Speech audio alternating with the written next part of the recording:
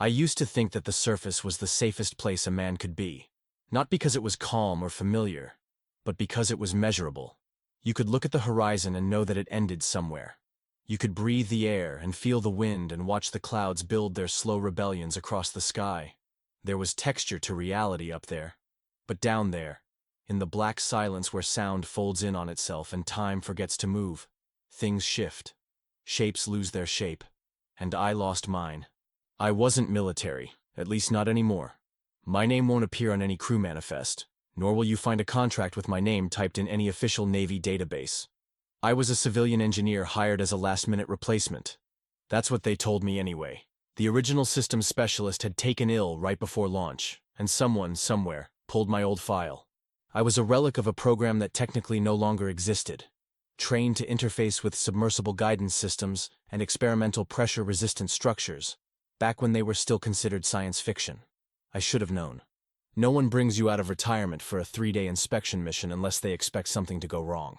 The vessel they flew me out to was docked at an offshore platform in the middle of the Pacific, a squat, windowless facility painted in grays that didn't reflect sunlight so much as absorb it. When the chopper left, there were only 4 of us on deck. 2 technicians who never made eye contact, a pale man in a Navy uniform that didn't fit him right, and me. The pale man handed me a clipboard with only 2 lines of text. Duration, 72 hours. Objective, deep structural survey. Below it, a signature line already bore my name in ink I hadn't written. I didn't argue. Something in the air, maybe the silence, maybe the smell, warned me that protesting would accomplish nothing but make them replace me again. And whoever came next might not come back either. The submarine, designated SCP-RV-07, didn't match any model I'd ever worked on. It had a strange curvature to its hull, as if it had been designed to fold inward under pressure rather than resist it. The crew was small, too small. Only 5 of us boarded. Myself, the silent twins from the deck, still never introduced, a communications officer named Rayner, and a woman who referred to herself only as Chief. She never removed her gloves, not even once. The last face I saw before the hatch closed was that pale man, smiling just a little too wide as the lock hissed shut behind us. He didn't wave. Inside, the vessel was colder than it should have been, even with the thermal systems running. The lighting had that sterile bluish tint that belongs in morgues and abandoned hospitals. I was assigned to the back of the vessel, where the auxiliary systems were housed. I checked the schematics twice. They didn't match the interior layout. One entire chamber, labeled Cryo Bay, didn't exist physically. Or maybe it did and wasn't meant to be accessed. The wall where it should have been was smooth, seamless, warm. The dive started like any other. Systems came online. The hum of artificial gravity calibrated. We began our descent. First to 100 meters, then 500, then 1,000. There was no conversation. Everyone moved like they were following choreography learned long ago. I tried making small talk with Rayner, but he stared ahead like he was reading something behind his eyelids. He responded only once, to ask if I'd taken my stabilizers. I told him I didn't need medication. He didn't respond again. At 300 meters, the ocean turned from blue to obsidian. Sonar pings faded into mushy echoes that returned too quickly, like the sea had closed in on itself. We weren't descending toward a known trench. That much I knew from the navigation panel, which showed only blank grids and coordinates I couldn't trace. My attempts to manually override the interface were blocked. Restricted sector blinked in red every time I tried to access the system core. When I brought this up to the chief, she simply handed me a set of earplugs. "Noise will come," she said, not clarifying. At hour 11, we passed below the Mariana Trench's recorded depth. No alarms, no warnings. Pressure data froze on screen. Outside, the darkness became denser, like it was folding around the sub instead of allowing passage. And then, for just a moment, I saw a light. Not the distant shimmer of bioluminescent fish, but a linear glow, too symmetrical, too still. It hovered in the periphery of the viewport, and vanished as soon as I blinked. I asked Rayner if he saw it. He said, "We're approaching." Approaching what? I still don't know. At hour 14, I started hearing the tapping. Faint at first. Metallic. Like fingernails on a metal drum. I reported it, but no one responded. I pressed my ear to the wall. The sound was rhythmic. 7 taps, pause, then 4. It repeated. It felt deliberate. Morse? I couldn't tell. The walls seemed closer than before. When I returned to my cabin, the mattress had shifted 2 inches left. I hadn't moved it. I would have sworn to that under oath. The next time I entered the room, the lights flickered, and the tapping came from behind the sealed panel marked Cryo Bay. At hour 20, I stopped trusting the clock entirely. I watched the seconds tick backward once, then stall, then jump forward by 2 minutes. My own wristwatch began showing temperatures instead of time. The pressure outside the vessel should have crushed us to powder, but the hull remained stable, almost unnaturally so. We passed structures. I know how that sounds, but there's no other word. Through the viewport, I saw massive geometric formations carved directly into the seabed. Not natural formations. Angles too precise. Patterns too deliberate. They pulsed faintly with light, just enough to register as not imagined. The crew never acknowledged them. On the morning of what I thought was day 2, but couldn't verify, I woke up to find my boots missing. In their place was a pair of gloves that matched the chief's. They were soaked, still warm. I placed them in the maintenance locker. Hours later, they were gone again. Rayner, now visibly unwell, muttered something about transference. When I asked what that meant, he said only, "You'll remember. Eventually." The air inside the submarine started to feel heavier. I recalibrated the filters twice, but the oxygen mix was normal. Still, I felt slower, like gravity had shifted microscopically off-center. Doors began to stick. Hallways felt longer. My own footsteps echoed differently each time I walked through the central corridor, and the tapping never stopped. Always 7, pause, then 4. It's hard to explain when exactly I realized we weren't alone. I don't mean something following us externally. I mean something had come inside. The crew didn't talk about it, but we all moved quieter. Even the chief started whispering her status reports, like someone, or something, was listening from the shadows of the control panel. At hour 40, Rayner went missing. We never found him. When Rayner vanished, no one said a word. I walked into the mess hall at what I believed to be hour 41, expecting the same forced silence, the same cold tray of rations, the same flickering bulb above table 3. But his seat was empty, and there was no mention of it. The chief didn't call a meeting.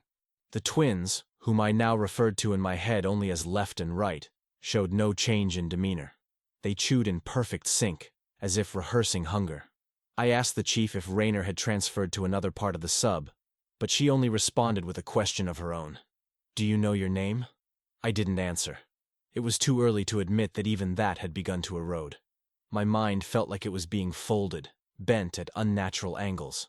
Thoughts doubled back. I'd enter a room to retrieve a tool and forget why I was holding it before I turned around. Time wasn't just broken. It was infected.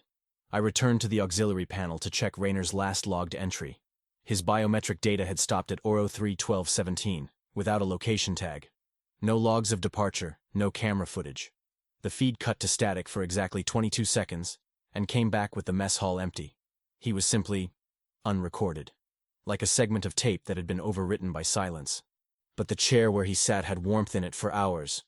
I checked. I kept my palm against it like a man begging for proof of another human's presence. The cushion throbbed faintly, almost like a heartbeat. The submarine kept descending, though none of the depth gauges worked anymore. All the digital displays had reverted to a single dash. The analog meters, wherever they still existed, began spinning freely like compass needles in a magnetic storm.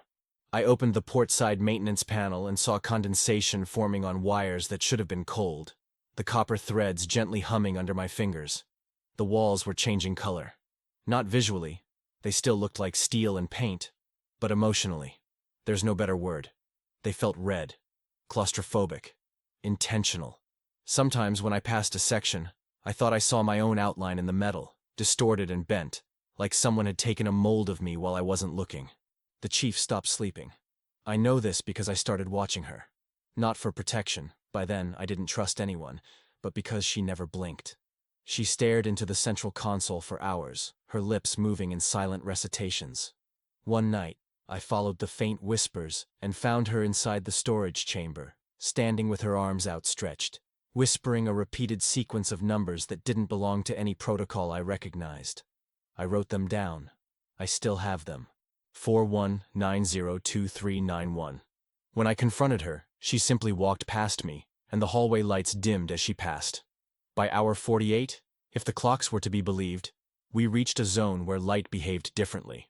I don't mean visibility was reduced. I mean light itself began to curve. Flashlights revealed arcs that turned mid-air, beams that hesitated before hitting surfaces.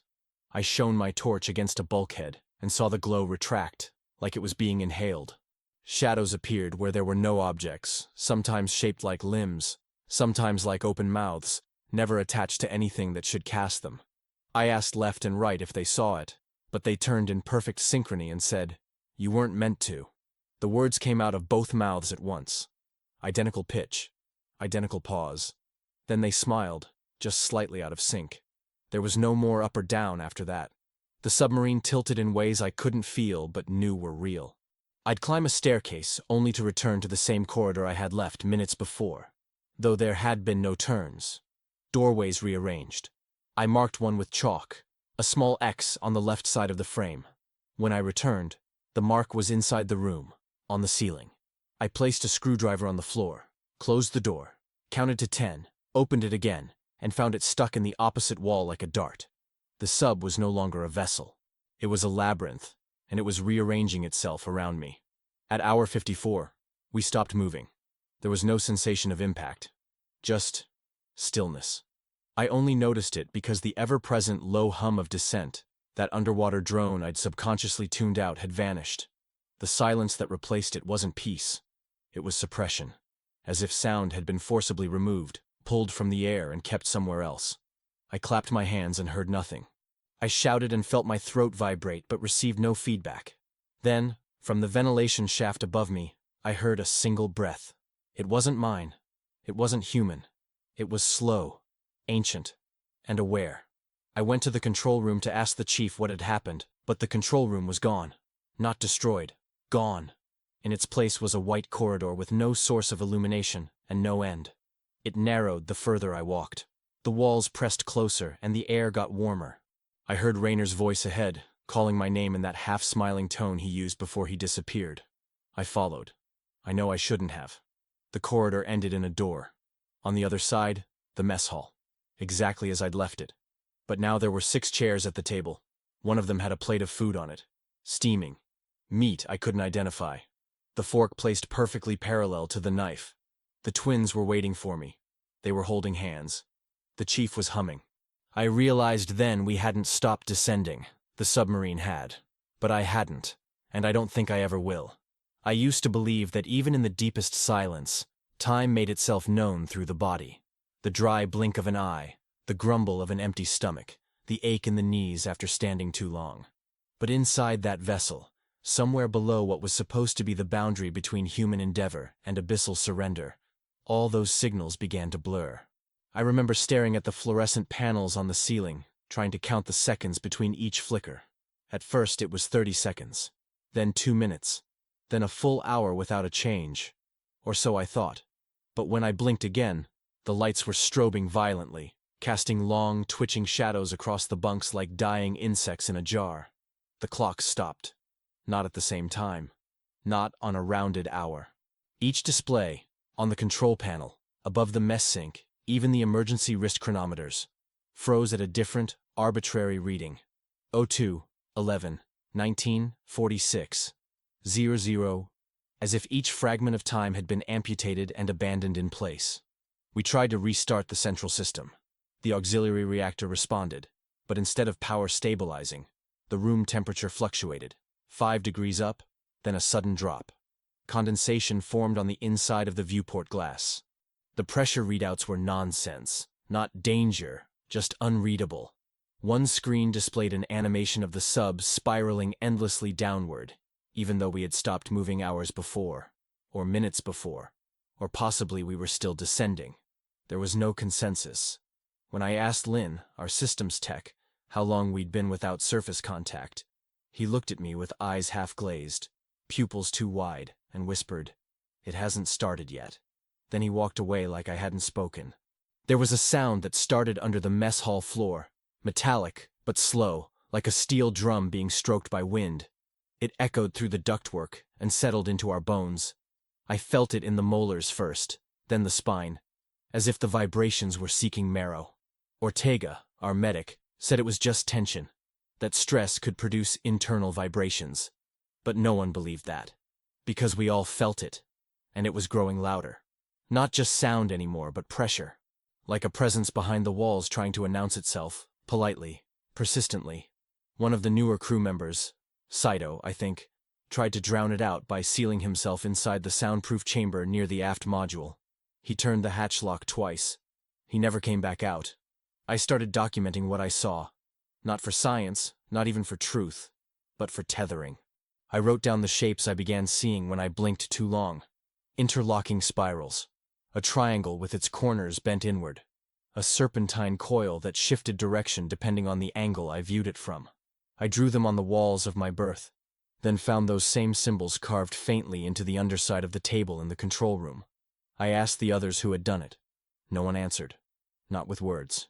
Ortega just smiled, slowly, like something inside him had understood a joke before the punchline was told.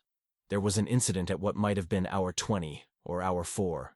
Lin was checking the ballast system when he turned sharply and said, "That hatch wasn't there yesterday." We all gathered in the junction between storage and power regulation, and sure enough, a hatch we'd never used, never seen, now protruded slightly from the bulkhead. It was green, not standard gray. The paint looked fresh, as if it had only just dried. No label, no handle, no bolts, just an outline. I pressed my ear to it. I heard breathing. We didn't open it. We couldn't. It wasn't locked, it simply didn't open, as if it were never meant to. We marked it, wrapped it with hazard tape, and agreed not to speak of it again. 2 hours later, the tape was gone. So was the hatch. But the wall was still warm. Light cycles began to misbehave. Normally, the sub alternated its internal lighting every 6 hours to simulate day and night. Blue hue for daylight, amber for rest. But after the clocks failed, the lights didn't follow any pattern. They would flash violet. Then, ultraviolet. Sometimes all lights would go dark for 3 minutes straight. In that blackness, the air seemed thicker. Some swore they saw movement, long shapes against the darker dark, sliding from wall to ceiling without touching either. I heard something scrape the floor during one of these episodes. I reached for my flashlight. It wasn't there. In its place, my empty journal, the pages torn out. I found those pages later, folded neatly in the engineering closet. They were blank. Conversations became erratic. I tried talking to Ortega about the anomalies, but he answered before I spoke, word for word, as if he had heard the entire sentence already and was tired of hearing it again. I checked the surveillance logs. Video feeds from the interior started looping. The same sequence, me walking down corridor C, pausing, looking over my shoulder, disappearing from frame, then again, and again. But I don't remember ever walking down corridor C. I dreamt I was back on the surface, in my apartment, sitting in the bath. I looked down and the water was black, rippling, full of lights like stars at the bottom of a lake. I leaned in and saw the submarine's reflection. Then I heard tapping on the window. Not in the dream. In my berth. 3 taps. Then silence. We were all unraveling, but not chaotically. Like a plan was unfolding, and we were the fibers being pulled free. One thread at a time. Lin stopped eating. Saito stopped speaking. Ortega began writing numbers on the walls with grease from the reactor bay. I caught a glimpse once. They weren't numbers. They were dates. Some were in the past. Others hadn't happened yet. I tried sending a distress signal, bypassing the main comm system. The transmission activated. Static burst. Then a voice came through, not mine, repeating a phrase over and over. 72 hours are not what they used to be. That was the first hour without time, and I swear, it's still not over. It began with a sound that was not a sound. More like a hush against the skin. A subtle shift in pressure, like standing near a speaker that wasn't turned on, but still vibrated with something buried beneath the frequency of hearing. We were seated in the central chamber, trying to recalibrate the onboard sensors manually, when the indicator lights on the side panel flashed blue, then magenta, then ceased entirely, leaving the display black. Lin tapped the sonar console with the side of his fist, but it did not respond. The waveform, once a smooth arc of ambient motion, suddenly registered a dip. then a spike, then stillness. No pings, no echoes, just an unnatural silence. Then came the shadow. It passed over us as if we were beneath something vast, its form undefined, its movement too slow to belong to any machine and too graceful to be mere turbulence. The submarine shuddered, not from collision, but from presence. Like the ocean itself had drawn a breath inward and forgotten how to exhale. No one spoke. I looked at Ortega, who was holding his stylus midair, frozen, like his body had forgotten the next motion. The overhead lights dimmed, not in sequence but all at once, and for a brief second I thought I saw our reflections in the viewport glass, not looking back at us but away, as if turning to observe something behind them that we couldn't see. Then the external floodlights began to fade, but not simultaneously. They dimmed in a clockwise motion, one after the other, forming a ring of failing illumination that slowly retreated inward, as though something unseen was crawling along the hull, feeding off the power. The oxygen recycler began to hum louder, then quieter, like a chest trying to breathe under weight. I moved to the aft viewport, placing my palm against the glass, and in that moment I felt it. Not just vibration, but awareness. Something was out there, just beyond the cone of visibility, pacing us, not circling, not probing, matching our trajectory, gently, patiently, as if it had always been there, waiting for us to descend far enough to be noticed. We tried activating the external cameras. The screen lit up for a moment, then distorted. Lines of static, color inversions, feedback loops showing our own cabin from angles that didn't exist. Lynn muttered that the feed was being bent, like it was showing us not the outside, but what the sub remembered the outside looked like. As the distortion cleared for a split second, we saw it. A silhouette, miles long, serpent-like but jointed in ways that made no biological sense, its body studded with luminescent marks that blinked not with randomness, but rhythm, an organized, deliberate cadence. Then, the feed cut to black. Power began to drop, but not in a system-wide crash. First, the environmental controls faltered. The air went dry, then humid, then static-filled. Then the artificial gravity modulators. The floor became soft, bouncy, like we were walking on gel. Lynn theorized the energy drain was selective, as if the source outside knew how to dismantle us, layer by layer. I asked how that was possible. Ortega didn't answer. He was staring at the door to his quarters, lips moving silently, as if repeating something he'd heard through it. He claimed later that he hadn't heard a thing. That night, or what we assumed was night, I was awakened by the soft groan of metal flexing. Not in pain, but in adjustment. I followed the sound to the engine corridor, and there, on the interior wall of the sub, was a print, not hand-shaped, not mechanical, but something like the outline of coral, pressed into steel, gently glowing from within. I touched it. It was warm. And in that brief contact, I remembered a place I had never been. A trench below all known maps, a cathedral of pressure and stillness, where light moved too slowly to be useful, and voices didn't echo, because they had no need to. The crew grew quieter, not out of fear, but reverence. As if we all knew that something was outside, watching, and the act of speaking too loudly might cause it to knock. We turned off internal speakers. We wrote notes instead of speaking. Our breaths felt amplified, offensive. I tried to log the changes in my journal, but the pen ink had dried into dust. Every tool I tried failed. I tore a sheet from a manual and used oil from the mechanics bay to write with my finger, but the letters refused to stay. Not smear, refuse, as if even language had begun to erode. Then came the knocking. Not at first, not loudly. It started as a gentle rhythm on the starboard hull, like fingernails on wood. Morse, perhaps, but too slow to be human. We counted. 4 taps, pause, 2 taps, long pause, then a scratch. Always the same sequence. It repeated for hours, until Ortega stood and walked to the hatch as if drawn. We stopped him. He said nothing, just stared at the metal and whispered, "It knows we're not from here." Later I returned to the viewport. I had covered it with a cloth, afraid of seeing something again, but that fear now felt naive, like trying to cover your ears in a thunderstorm. I removed the cloth. Beyond the thick glass, I saw nothing at first. Then, in the far black, a pulse, a ripple of bioluminescent thread that curved in and out of existence.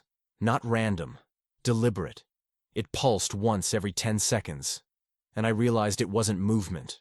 It was watching. In a final attempt to understand, Lynn directed the sub to send a sonar pulse, a basic ping. We watched as the echo returned, then warped. Instead of bouncing back, it came in a loop, trailing a new signature, one that didn't match anything on record. It was the shape of our own sonar wave, but rewritten, reflected back with something added, something intelligible. Lynn saved the data. Ortega listened to it on repeat. I found him hours later, fingers bleeding from scratching patterns into the walls. They were spirals again, always the spirals. And then the tapping stopped. Just like that. The lights returned to normal.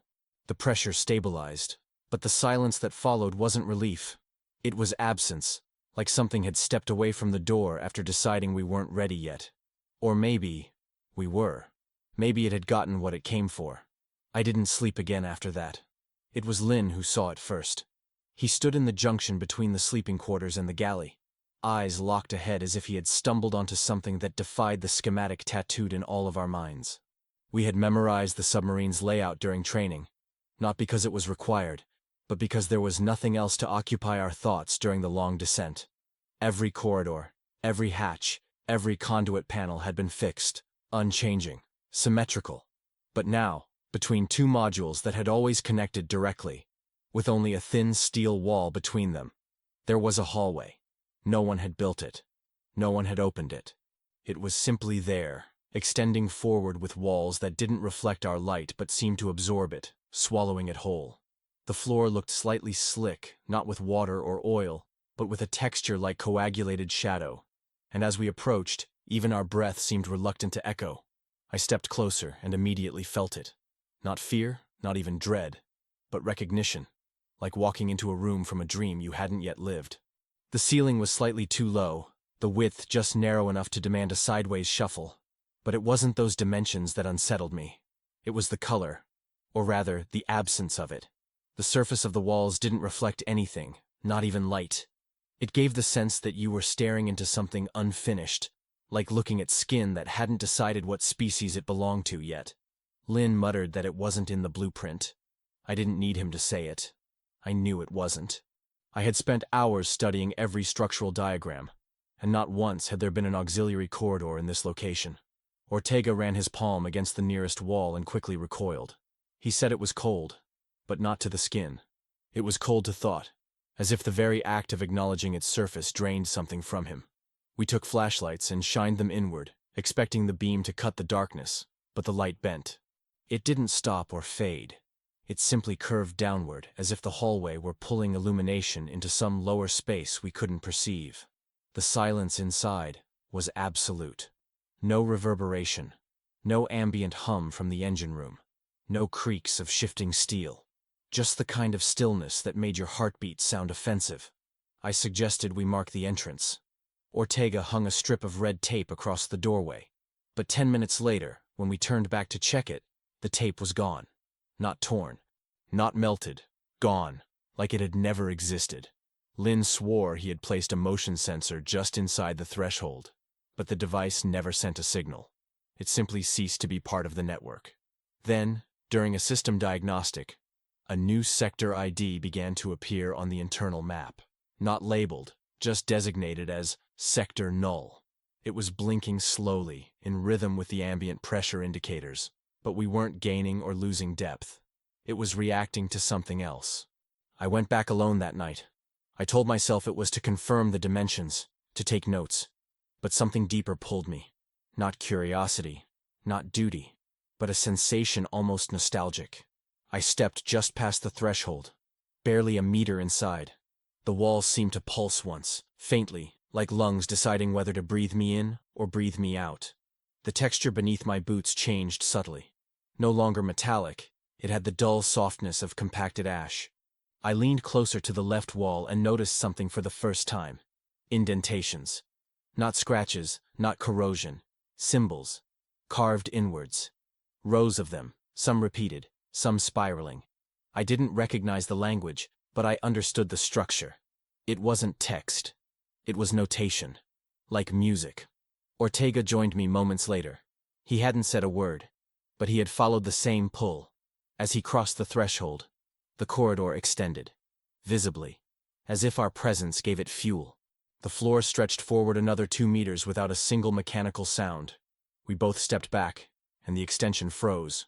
Lynn radioed us, asking why the sub's climate had dipped by 5 degrees. We hadn't noticed the cold. Only when he said it did the chill finally wrap around our lungs. I reached for my pocket flashlight and clicked it on. For a fraction of a second, the beam stabilized. And in that moment, we saw it. Not a figure. A fold. At the end of the hallway, the space bent inwards like someone had grabbed reality and twisted it. Within that fold, nothing existed. Not blackness, not shadow, just absence, perfect and total. Then the flashlight exploded in my hand. We retreated. Slowly. Not out of fear, but because we had felt something shift behind our eyes. The hallway did not close. It did not disappear. It simply stopped wanting to be seen. Lynn said later that he had recorded seismic activity during the event, but the data didn't match tectonic movement. It was vibrational, like the structure of the sub itself had hummed in resonance with something foreign. He played us a spectrogram recording of the moment the hallway extended. It showed a rising frequency, not audible but visual, a waveform that resembled a heartbeat, not human, not biological, but undeniably aware. Since then, none of us speak near that hallway. We avoid looking directly at it. We try to act as if it was always there. But I know what I felt in that space. Not the fear of being watched, but the certainty of being remembered. It wasn't built for us. It was waiting for us. And now that it has been found, it won't allow itself to be forgotten again. The silence began as absence, not of noise, but of weight. Inside that new corridor, just beyond the boundary where logic failed and familiarity lost its grip, there was something wrong with the way sound behaved. It wasn't muffled. It wasn't blocked. It simply ceased. The moment my foot crossed into that elongated anomaly for the second time, I knew we had entered a space that didn't adhere to the physical laws we had trusted since childhood. Even my breathing, shallow and uncertain, felt like an intrusion. When I spoke, my voice stayed in my throat, as if the air in the corridor refused to carry it forward. I waved my hand, expecting to hear the rustle of my uniform sleeve, but even that movement fell into silence so absolute it bordered on the sacrilegious. It was like standing inside a deaf god's memory, where sound had never been invented and light was only tolerated under strict conditions. Ortega and Lynn stood behind me, not quite inside, not quite out. I could see their lips move, but whatever they said didn't make it to me. Only the hum of my own heartbeat, amplified now to a level that made me nauseous, pulsed in my ears. And yet, when I stepped back out of the corridor, the submarine's usual background noises resumed immediately. Hull creaks, hydraulic whispers, the gentle churn of internal circulation. I stepped in again. Silence. Out. Sound. In. Nothing. Over and over, like flipping a switch, until it became a game I was afraid to keep playing because I feared one day I would step in and the silence would follow me back out. That was when we noticed the lights. We'd installed low-level guidance strips along the floor of every passage, standard safety protocol, green or red depending on access status. Inside the new hallway, they glowed purple, a color not assigned in any Navy schematic. But it wasn't just the color, it was the pattern. The strips pulsed in a slow, almost maternal rhythm, like they were syncing with something alive. I followed the pulse, deeper than I had dared before, and the walls began to change. At first it was subtle, the occasional ripple across the surface, like soft wind moving over water. But then the structure itself began to deform, not collapse, but reshape, flexing inward as though breathing in reverse. I should have turned back. I didn't. I kept walking. My footsteps made no sound. My limbs moved like I was submerged in honey. I could feel the pressure on my skin increasing, but not from the ocean. It was emotional, mental, as if the silence itself were compressing my memories into something more palatable for whatever was watching me. And I knew something was watching me. Not with eyes, not even with intent, but with a kind of passive acknowledgement, like a forest aware of the deer that moves beneath its canopy. It didn't care what I was. It only cared that I was there, and that I would keep going. There were marks along the wall, far more intricate than before, and now they shimmered faintly as I passed them. I reached out to touch one, and the moment my fingers brushed the surface, I felt a hum, Subsonic, yet electric, like someone had whispered into my spinal cord. The symbols weren't symbols at all. They were responses. Not language, not data, but acknowledgement, as if the corridor had been waiting for someone to validate its existence. I staggered back, heart racing, ears ringing with silence. I ran, or tried to, back toward the entry, but the hallway had lengthened. Behind me, the entry was now barely a dot in the distance. I wasn't trapped. The corridor hadn't closed, but space had been redefined in its own favor. I turned around, and for a moment, I saw the fold again. The curvature in reality that suggested a threshold to something older than thought. Ortega's hand grabbed mine. He had come in after me, risked it, said nothing, just pulled me back. His mouth moved furiously, but I heard nothing, until we broke through the invisible membrane at the hallway's beginning. Sound rushed back in like a flood. My legs gave out. I threw up, not from sickness, but from dissonance. My body had adapted to the new space so quickly that returning to ours was like stepping into someone else's body. My skin didn't feel like mine for hours. The silence didn't stay behind. That night, in the bunk, I realized I couldn't hear my own thoughts. I don't mean metaphorically. I mean they no longer echoed in my head. When I tried to reflect inwardly, there was resistance, like something had moved in where my internal voice used to live. Lin later admitted that he had heard it too. Not silence, but silence watching. He said it like it was a thing, an entity, a silence that judged sound, dissected it, and allowed only what it understood. And none of us were sure what it understood. We avoided that corridor after that. But the submarine didn't. It began rerouting power through conduits that passed closest to that hallway. We tried sealing the entrance, but the welding failed. The metal refused to bind. And then one morning, the entrance wasn't there at all. No seam, no shadow, just clean, unbroken wall. We thought it was gone. But that night, Lin woke us all screaming. He said the silence had learned how to echo, that it had found his voice, and that next time it would speak. We thought we'd silence the corridor by forgetting it, by pretending the hallway had never opened, that the breathless space had never expanded itself into our reality, that we hadn't felt something exhale into us from a realm without time. But we were wrong. Silence has memory. And worse, silence listens. It waits for the right frequency, for the right conditions to reinsert itself. That moment came 14 hours later, at 02:31, when the intercom system, a circuit we hadn't used since the automatic descent override, crackled to life. We all heard it at once. Every speaker on the vessel vibrated with a low whisper that didn't emerge all at once, but unfolded like mist rolling across a frozen field.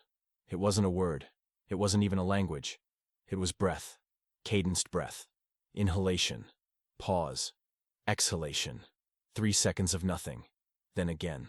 Someone turned toward the control panel instinctively, as if expecting to see an open channel, maybe from the command vessel, maybe from one of our own broadcast units. But there was no incoming connection, no signal, no sender, just local playback, as though the message had originated inside the cables themselves. Lin tried to shut it down. His fingers hovered over the manual override but stopped mid-air. I remember the way his hands trembled, not in fear, but in something more primal, recognition. He looked at me and said, "That's not feedback. It's a countdown." And then it began. 5, whispered as if through teeth. Not in English. Not in anything I could name, but I knew it meant 5, 4, 3. The cadence was backward, not just in number, but in intent, like a clock unspooling time in reverse, trying to drag reality back to some unnatural origin. On 2, the lights dimmed, not flickered but pulsed, synchronized to the breath. Everything vibrated in harmony, even our bones. I could feel my molars hum. Lin screamed and ripped the cable from the intercom panel, but the voice didn't stop. The speakers weren't active anymore.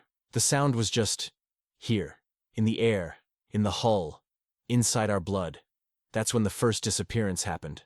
Corrigan, our systems engineer, had been lying in his bunk. He'd said he wasn't feeling well, a migraine pounding the back of his head since the silent hallway had sealed itself. When we rushed to check on him, the bunk was empty. Not just his body, everything. His clothes, his pillow, even the indentations on the mattress were gone. The room looked like it hadn't been slept in. No records on the logs. No heartbeat detected on the biomonitors. Just blank, sterile air where a man had existed hours before. But that wasn't what made me drop to my knees. It was the voice that followed. From behind the console, through a speaker that hadn't been wired to power in days, I heard him. Corrigan. His voice clear as the last time he spoke, but it was bent somehow, stretched across dimensions. "Why didn't you follow me?" he asked. "It's warm here." Then static, but not like white noise. It was colorless, emotionless, like something trying to remember how to mimic sound. The captain declared it a psychotic break, ordered us to sedate Lynn when he began muttering that he could still hear Corrigan in the water system, whispering from inside the filtration pipes. I knew he wasn't lying, because that night, in the silence between sleep and dread, I heard Corrigan too, calling my name from somewhere impossibly close, like he was lying beneath my bunk, whispering through the cold metal floor. The next day, Lynn was gone. His bunk, too, scrubbed clean of any indication he had ever been part of the mission. No name tag, no records. Even the meal logs didn't show his entries. The system treated him as if he had never boarded. We gathered in the main operations chamber. The captain said nothing, just stared at the intercom with his hands behind his back, like a father waiting for a child to explain a broken vase. Then he said something I'll never forget. "We weren't sent here to survive. We were sent here to measure loss." I wanted to ask what he meant, but I couldn't speak. None of us could. Our voices wouldn't form. My tongue moved. My mouth shaped syllables. But nothing emerged. We had been silenced. Not metaphorically, mechanically. And in that void, the intercom clicked once. Then again. A new voice emerged. Not Corrigan. Not Lynn. Not the captain. It was a chorus. Dozens of layered frequencies, modulating in strange harmony, all whispering the same phrase. "We hear you now. Not we see you. Not we found you. But we hear you." As if they had been trying to understand us for a long time, and only now. Only after we had lost 2 lives. Only after we had stepped into corridors that didn't exist, and touched a silence that had no origin. Only now had they tuned in. There was no joy in the voice. No hatred either. It was clinical, detached. Curious maybe. And I realized in that moment that whatever was listening had always been here. Somewhere deep beneath the crust of human perception. Waiting for someone foolish enough to descend far enough, to remain long enough, to break the surface of sound itself and fall into that deeper silence. We disconnected the intercom system entirely. Ripped out every cable, cut every redundant link. It didn't matter. The voice still came. Not through wires, not through air, but directly into thought. It would hum behind our dreams, adjust its volume with our emotions. It learned to speak in our memories. And every time I tried to recall Corrigan or Lynn, their faces blurred, replaced by the sound. The countdown never restarted, but I felt we were still inside it, frozen on 1, forever waiting for what came after 0. We were all dehydrated by then. It had been at least 2 days since the disappearance of Lynn, and while none deigned to speak of thirst, the dryness sat behind our throats like a knot of rust. The filtration system still showed green on every monitor, the nutrient levels still within acceptable range, the balance of salinity and pressure calibrated with computer-like precision. Yet the water tasted wrong. Not foul, not metallic, just wrong. Like a flavor that didn't belong in any category, a presence we couldn't name. We chalked it up to stress at first. After all, who wouldn't begin to hallucinate flavors after what we'd seen? But then McAllister vomited after his 3rd sip, and the vomit was clear, except for a thin red filament curling through it, like a vein had been stirred into glass. It wasn't from his throat. His body was uninjured. He hadn't bitten his tongue, hadn't coughed blood. We all watched it swirl down the drain like a signature written in slow, deliberate script. That's when I requested a manual inspection of the secondary purification chamber. The captain hesitated, perhaps for the first time in the entire mission. It was brief, but it was there. A flicker in his otherwise blank stare, a moment of hesitation that felt too human for who he had become. He approved the inspection. I went alone. The access panel to the water tank was located near the aft sector, just beyond the sealed-off hallway that had once led to Lynn's bunk. The proximity made me uneasy, but I reminded myself that the filtration unit was closed-loop, self-contained, regulated by dozens of valves and seals. There was no way anything external could have entered. That was the thought I repeated as I unlatched the chamber and opened the top port. The smell hit me before the visuals did. Not rot, not sewage, something cleaner, but infinitely more disturbing. Sterile copper, the scent of iron and antiseptic solution, like a surgical theater soaked in memory. I turned on the inspection light and lowered it into the tank. The beam refracted off the liquid's surface, and I saw it. Not blood itself, but the suggestion of it. Swirling patterns of diluted crimson, too diffuse to congeal but too deliberate to dismiss as chemical. It wasn't contaminant. It wasn't from rusting pipes or organic decay. It was organized, forming the faint suggestion of spirals that expanded outward the deeper I peered. I adjusted the light to follow one of them, and felt the beam resist. The light refused to pierce a section near the base, not because of obstruction, but because the water there was denser. It pulsed faintly, like breath echoing through fluid. Then the pattern shifted. The spirals unraveled, responding to my attention, rearranging themselves into new shapes, symbols perhaps, or anatomical diagrams rendered in veins. One figure remained constant at the center, a shape resembling a human form, curled in fetal position, unmoving. I blinked. It was gone. I sealed the tank and returned to the bridge. I didn't speak. Neither did the others, because they already knew. They had seen it, each in their own way. McAllister had found traces of blood in the thermal intake coils. Reyes claimed to hear the sound of weeping when the circulation pump engaged. The captain only watched us in silence, sipping from his metal flask, as if daring us to accuse the water of betrayal. The more we drank, the more distant our thoughts became. I began losing track of hours again. Once, I caught myself humming a tune I didn't know, in a rhythm that matched the pulse of the filtration unit. Another time, I found my lips moving under the shower head, repeating a phrase in a language that tasted of brine and static. I started to dream of corridors made of liquid, of rooms filled with submerged people floating upright like kelp, all breathing water through their mouths without drowning. Then McAllister vanished. Not all at once. First, he stopped sleeping. Then, he stopped blinking. Then, he stopped talking, sitting for hours beside the water tank, watching it with the quiet reverence of a monk waiting for revelation. When I checked his bunk, I found pages torn from his logbook, each covered in fluid traces of ink mixed with something darker, something oily.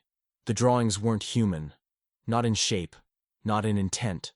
They were impressions, as if his fingers had been guided by something that didn't care for our geometry, something that measured thought in frequencies and motion instead of language.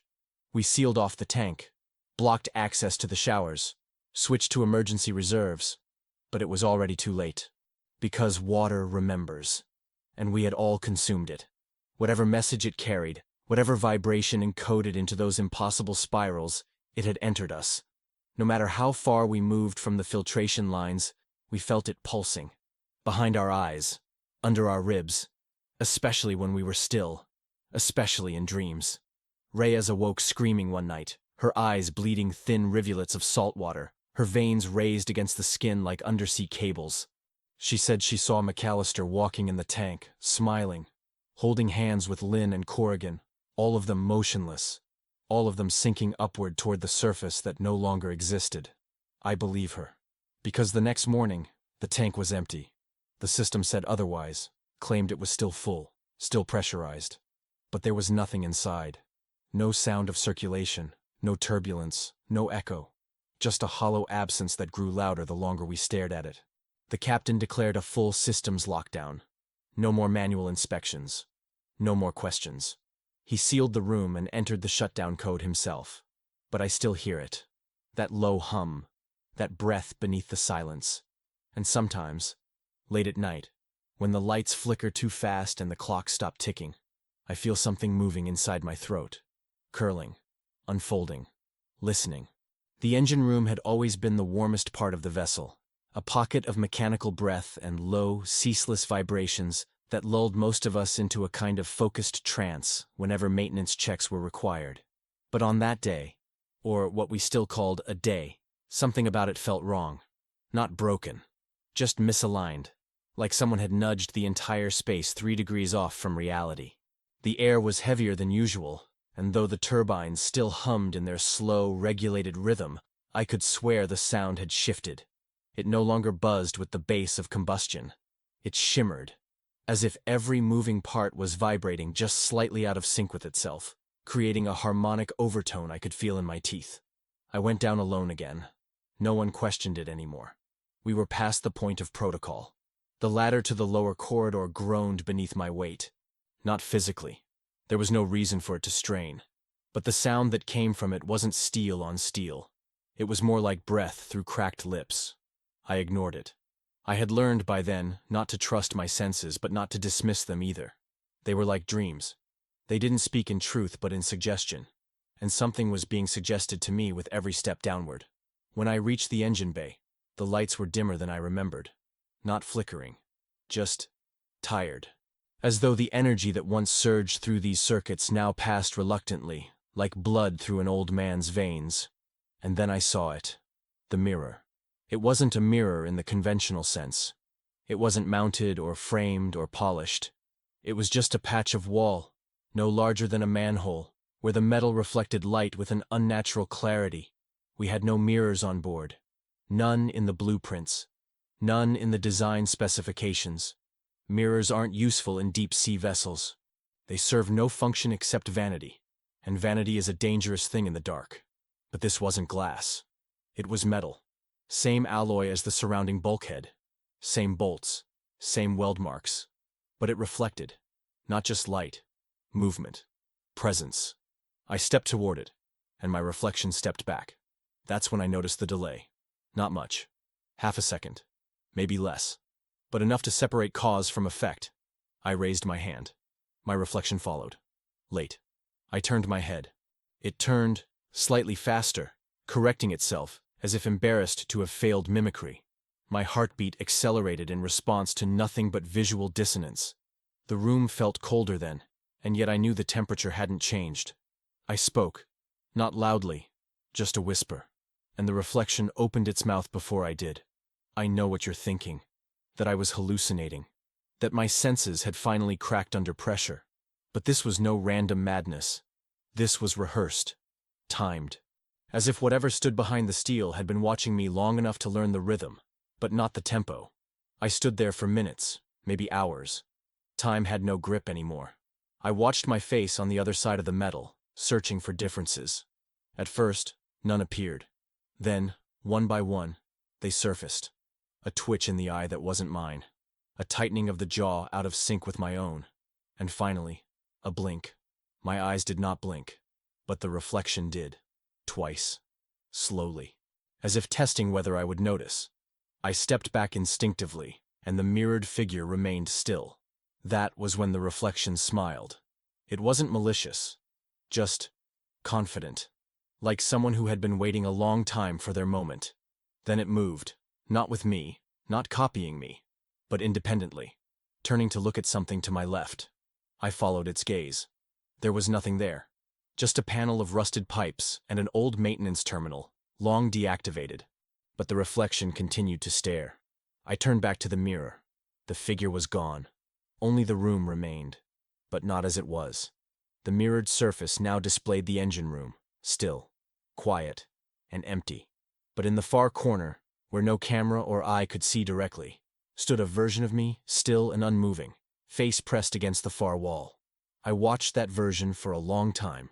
It did not breathe. It did not twitch. But slowly, over the course of several minutes, it began to turn. Not abruptly, not dramatically, just slightly, enough for the outline of an eye to become visible. I felt nausea climb into my throat, because the gaze it held wasn't toward me. It was toward the present. As if the figure behind the wall was watching the real me from a moment still to come. I stumbled backward, breaking eye contact, and the mirror returned to dull steel. No reflection, no glow, just an unremarkable patch of wall. I left the engine room without logging the visit. I said nothing to the others. But later that night, when the lights dimmed to their cyclical low and the hum of the vessel dropped into that near silence I had grown to dread, I passed by the engine corridor and heard a voice whisper my name. Not from behind me, not from a speaker, but from within the metal itself.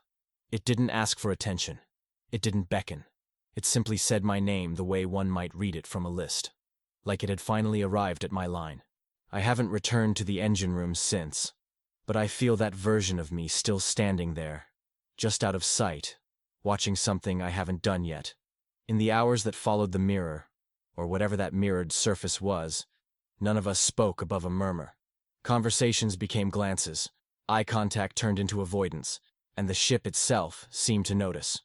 We had grown quiet, and so it did too. The normal background hum of electrical systems, fluid pumps, and ventilation slowed. Not stopped, but quieted to a near-organic tempo. We told ourselves it was the reactor conserving energy, but the readings remained stable. It wasn't a reduction. It was a rhythm. A slow inhale. A slower exhale. The walls had begun to breathe. It wasn't a metaphor. It wasn't poetic. The first time I saw it, I thought it was heat distortion, some trick of temperature gradients in the stale air. But when I placed my hand against the bulkhead near the storage bay, I felt it.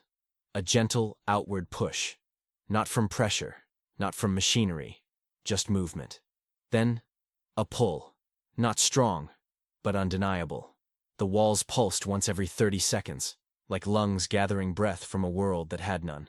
I looked down the corridor and saw the metal surface shimmer slightly with each movement, as if it had been loosened from its rigid foundation and now floated around us, gently shifting in place. I asked one of the crew if he felt it too. He didn't respond. He just looked at me as if I'd asked whether he believed in ghosts, and then returned to his bunk without a word.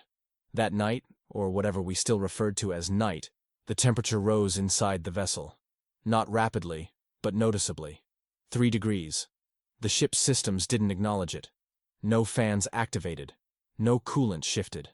The sensors claimed we were at baseline, but sweat clung to our necks, pooled in the backs of our knees.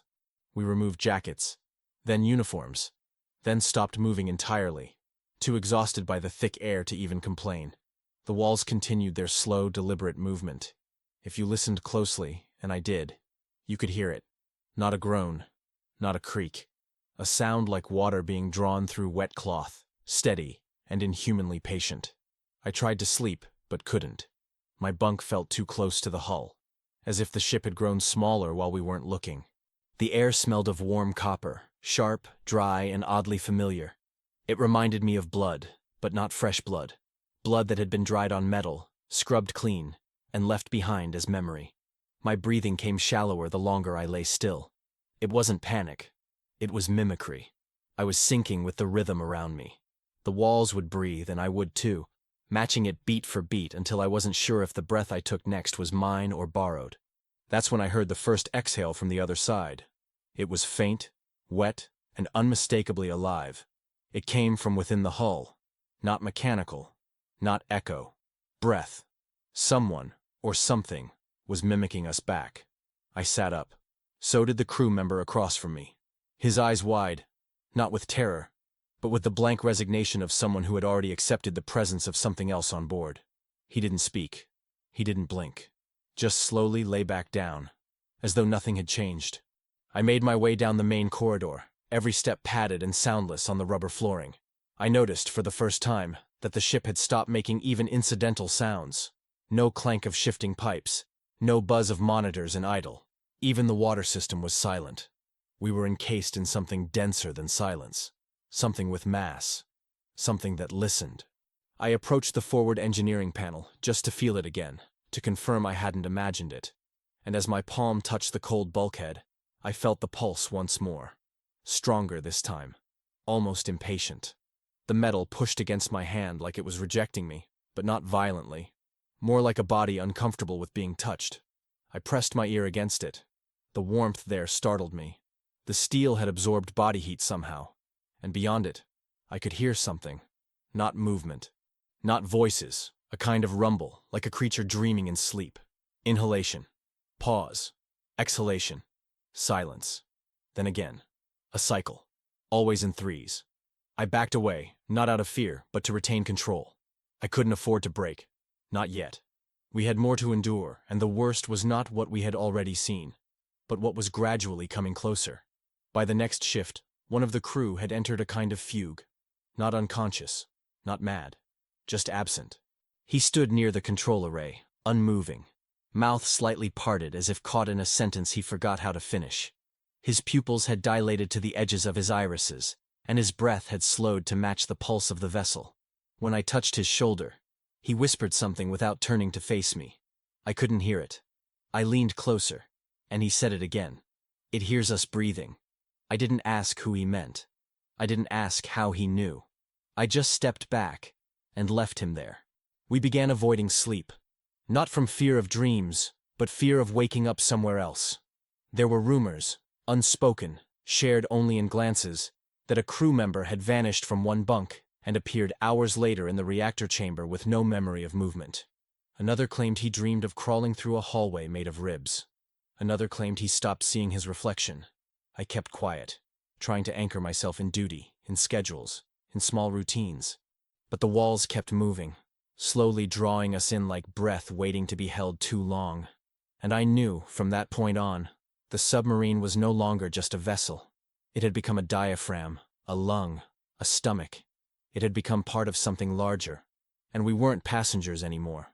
We were breath, inhaled, trapped, and soon, inevitably, exhaled into something else.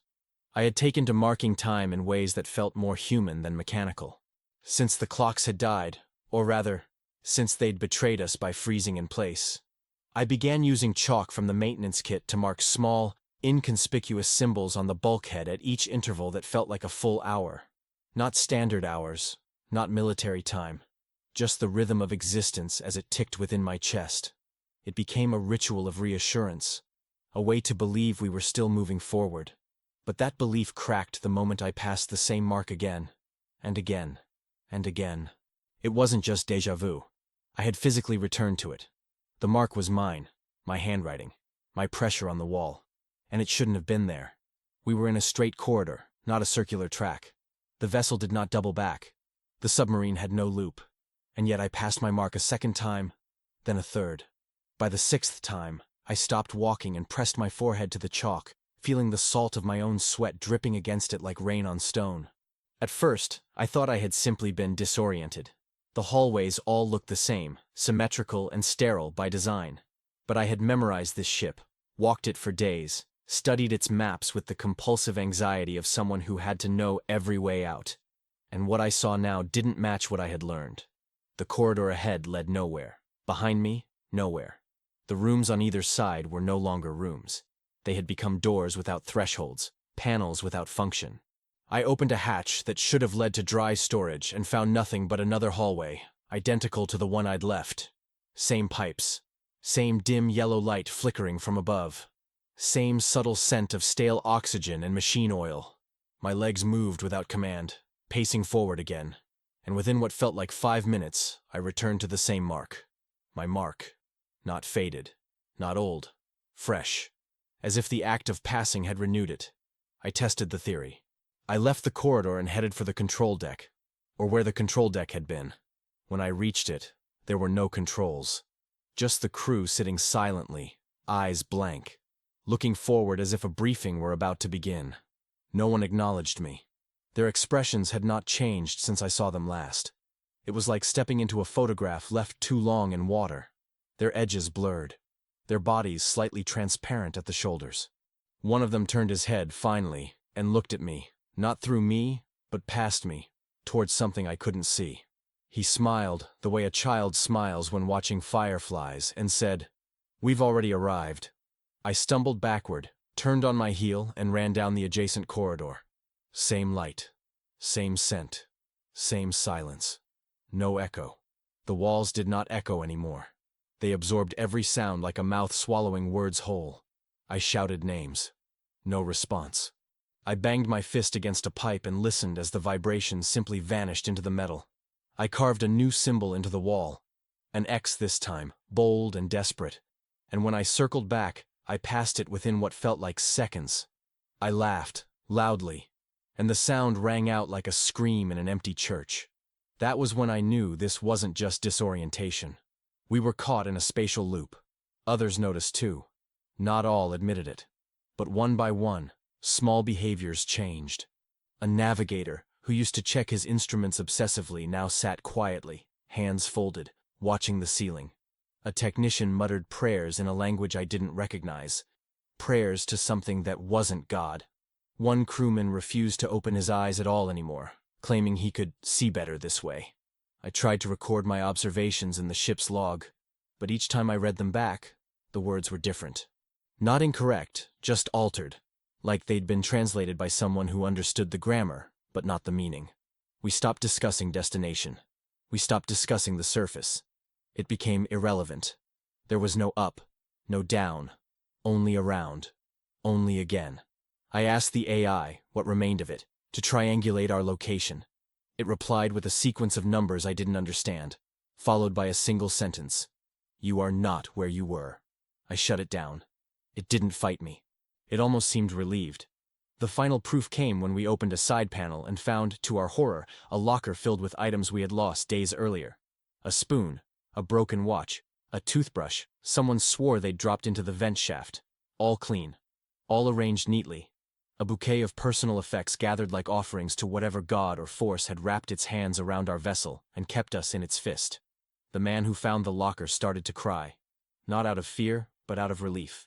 It means we're not alone, he said. It means it's watching. After that, I stopped marking time. I stopped trying to sleep. There was no point.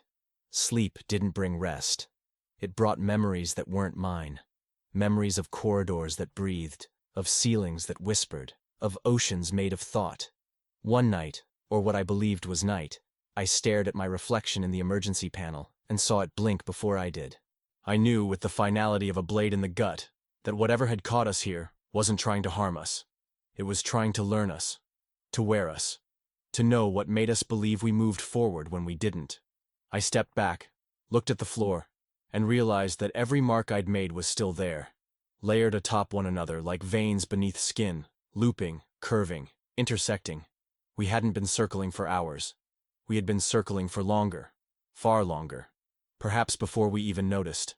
Perhaps before we even descended. Perhaps time had looped too, and all we were now was memory walking in a straight line that bent when we blinked. At some point, though I've long since given up on measuring when, a change occurred that wasn't subtle. It wasn't the kind of distortion you second-guess or attribute to fatigue. It was blatant, undeniable, and it stared at us like a wound opened in the hull of reality. I was making my rounds again, this time not for protocol, but because motion kept me sane. I turned the corner near the pressurization chamber, the one that had always led to the starboard storage crawl space. But it didn't. The wall was gone. In its place, embedded between two panels that shouldn't have had enough space between them, was a door. A door I had never seen before. Not in the blueprints, not in the physical structure, not in my dreams, though something about it suggested that it belonged in all three. It wasn't rusted, it wasn't old, but it didn't belong. Its surface was dark, matte, absorbing light instead of reflecting it. At first glance, it looked like steel, but when I ran my fingers across it, hesitant, barely touching, it gave slightly, like aged leather under tension. Across its center ran a series of ridges, not decorative, not accidental. They looked carved by something intelligent. Raised symbols, curling in patterns I didn't recognize. Not letters, not numbers, not cuneiform, but they held the weight of language, as though if I stared long enough, they'd tell me something terrible in a tongue I already knew but had forgotten. We brought over the engineer, Kovac, the quiet one. He said nothing at first. Then, with a shaking voice, he muttered that the spacing between the characters mirrored the intervals of deep-sea pressure shifts. He couldn't explain how he knew that. No one could. He touched one of the carvings and staggered back as if electrocuted. His nose bled, and he whispered that the door was dreaming, that it had always been here, waiting for us to notice. We argued over opening it. Of course we did. The logical choice was to seal the corridor and forget it existed. But logic had decayed along with everything else on this vessel. The navigator, who had barely spoken in 2 days, walked toward the door without invitation. He pressed his palm against the center. It didn't open, but something entered. I say that with certainty, though I have no evidence to offer beyond what happened next. His body convulsed, then went still, eyes wide, pupils dilated to complete blackness. His mouth hung open but didn't move. Yet a voice filled the corridor. His voice, but not quite. A tone lower, more deliberate, like something speaking through him, rather than with him. "We are past the shape of boundaries," it said. "Now, we become volume." When he collapsed, we dragged him back. He was breathing. But when he awoke, he wasn't him. He looked at me and smiled. Not a vacant, blissful smile, but one that recognized something in me I didn't know I was hiding. He called me by a name I've never used. A name I don't remember giving anyone. I asked him what happened behind the door. He said, with clarity and calm, "There is no door. Only the idea that we once needed one." We tried to leave that hallway, but it seemed to follow us. No matter where I went afterward, the memory of that shape, that impossible material, hung like a hum in my bones. The door was embedded in my perception, and soon after, I started dreaming of it nightly. Not as it was, but as it could be. In dreams, it stood at the bottom of an impossible trench, flanked by statues that whispered promises in tectonic groans. The kind of promises that sound like forgiveness, but feel like surrender. The walls of the submarine changed subtly after that. Not in appearance, but in temperament. I say this knowing how insane it sounds. But something shifted in the way light fell. Shadows moved with a latency, as though reacting to thoughts before actions. When I touched the handrails, I felt warmth. Not mechanical heat, but biological, like the iron of blood under skin.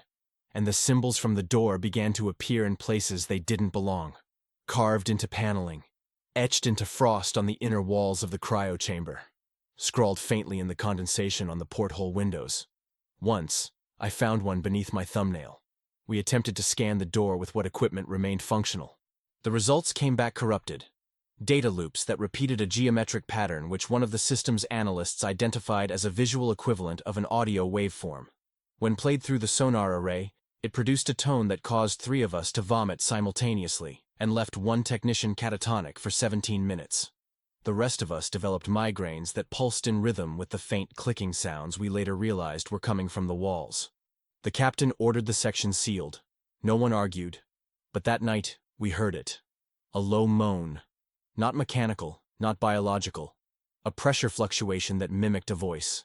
It repeated the same phrase we'd heard through the navigator, only slower, sadder, and somehow closer.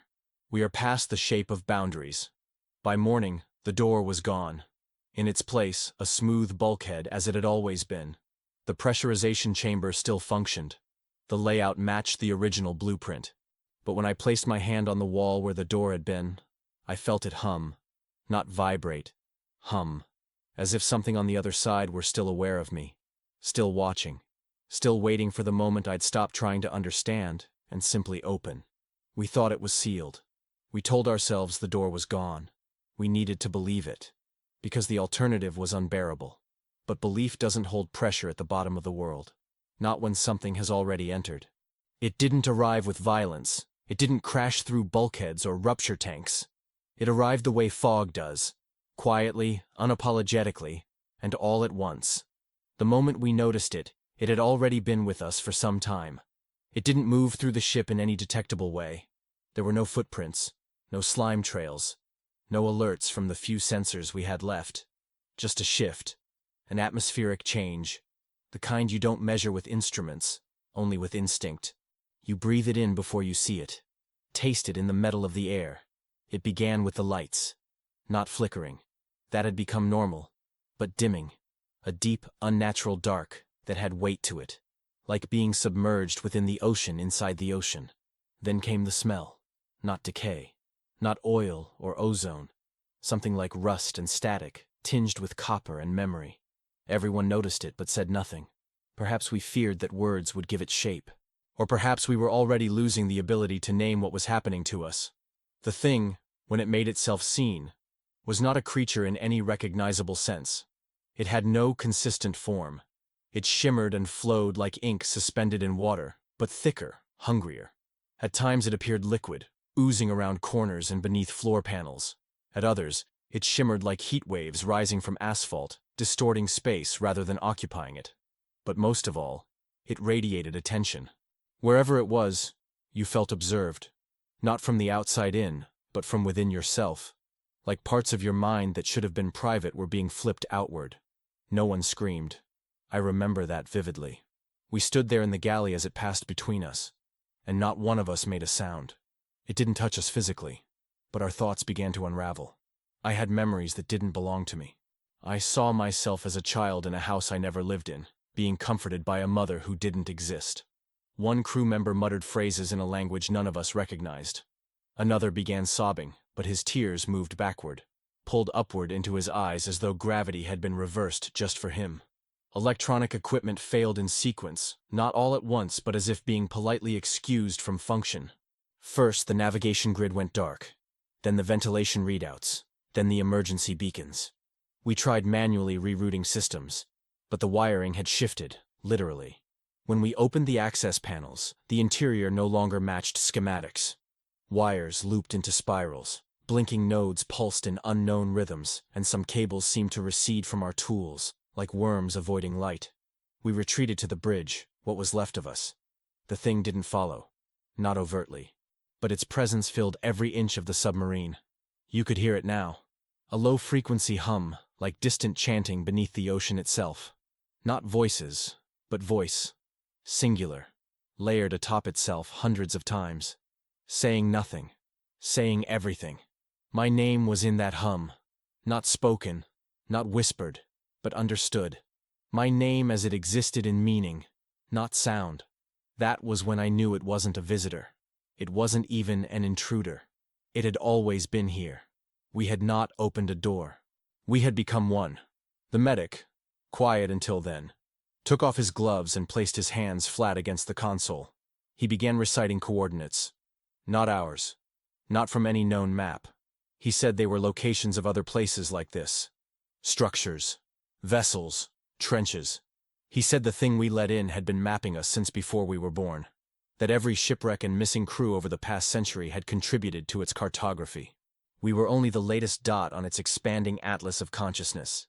We asked him how he knew. He said he didn't. But his hands were bleeding from beneath the nails, and on his palms were symbols, identical to those on the door, but now pulsing faintly, as if lit from beneath the skin. He smiled, then vomited a thick black liquid that vanished before it touched the floor. The room was cold, but his breath steamed as though he were standing inside a furnace. When we tried to restrain him, he whispered, "Don't fear it. It's not trying to consume us. It's trying to fit." And that word lodged itself in my mind like a splinter in bone. Fit, as in mold, as in merge, as in take the shape of its container. We were the container. Not individuals, not even a crew. We were one system, one chamber, and it needed a mind to wear. Not to pilot the submarine, to pilot the idea of what a human vessel was. We hadn't brought it in. We had created the environment that made it possible to exist. It was an emergent property of our descent, our isolation, our shared fear and surrender. That night, or what passed for night, we slept. Not from exhaustion, from design. We had to sleep. We weren't allowed to remember what happened then. But when I woke up, the thing was gone. Not gone in the sense of absence. Gone in the sense of completion. Like it had moved into its next phase. Like it no longer needed to hover in corridors or pulse in shadows. It had settled. And when I looked at my own reflection in the viewport, I saw it blink. When I woke, the silence had changed. Not broken, not lifted, but reframed. Like a song that had shifted key mid-measure. The hum was gone, replaced by a softer tone, barely perceptible, as if reality had dialed itself slightly to the left. For a long while, I thought I was alone. The rest of the crew had vanished during the night, or the approximation of it. Their bunks were still made, their belongings untouched, but the air had a stillness I recognized from before, when the thing entered. It wasn't absence. It was presence that had turned inward, the kind that watches from behind your own eyes. I stood in the galley, trying to recall what happened before I slept, but memory came in flashes, mismatched frames from a reel I hadn't filmed. The blood on the console, the medic's symbols, my name spoken from within the steel walls. None of it felt like memory. It felt like footage I'd seen of myself without knowing the context. My reflection still blinked out of sync. Then the consoles turned on, not with the usual hum or flicker.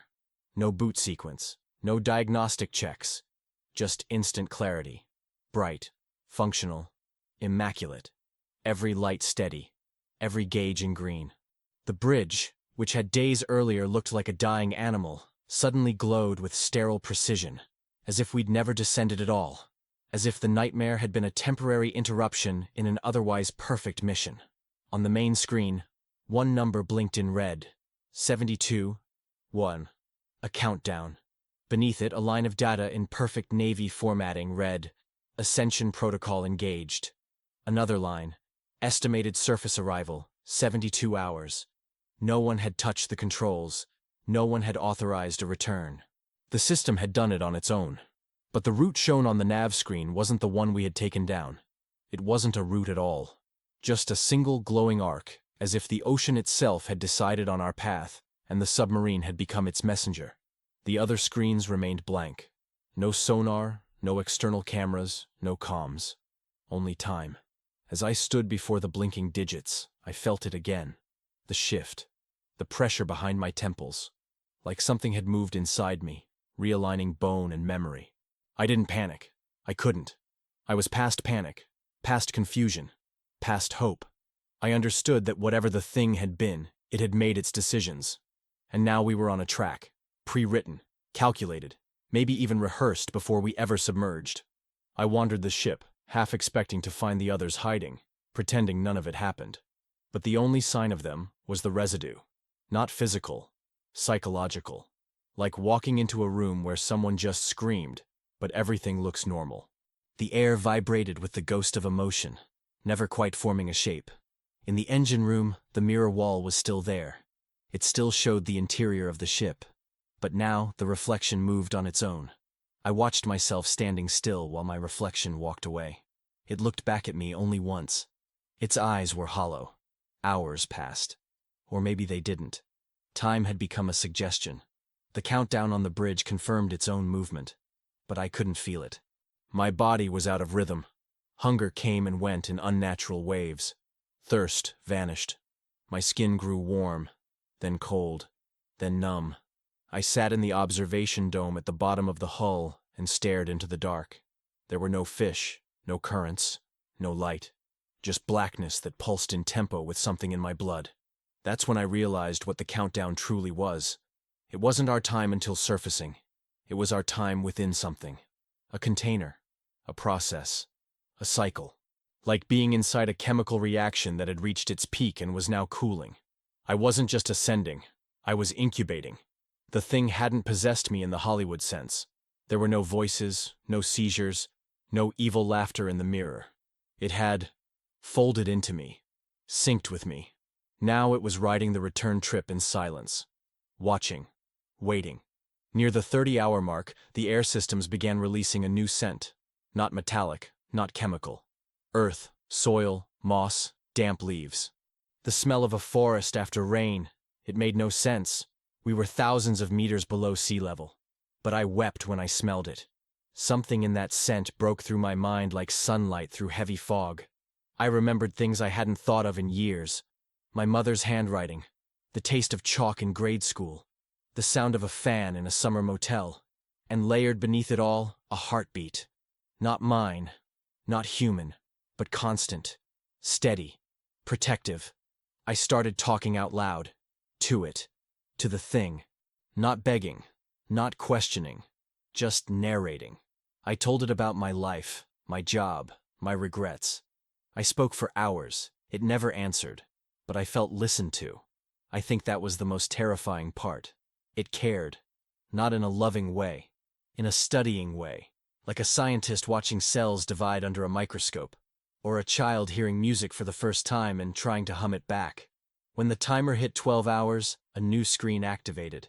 It showed the surface, clouds, waves, sky, all impossibly calm. But something was wrong. The perspective was impossibly high, as if seen not from the ocean, but from above the stratosphere. I saw our planet through a filter I didn't understand. Earth looked like a seed, and something ancient was cradling it. The timer continued. 7 hours. I began to feel weight return to my body. Ascent. Gentle, deliberate, like the ocean was letting go. 3 hours. The lights dimmed again. Not in failure, but reverence. 1 hour. I stood on the bridge alone, dressed in a clean uniform I didn't remember putting on. My hands had stopped shaking. My thoughts had quieted. I wasn't calm. I was prepared. And when the countdown hit 0, the surface greeted me. But not the one I remembered. The moment the submarine pierced the surface, I felt it before I saw it.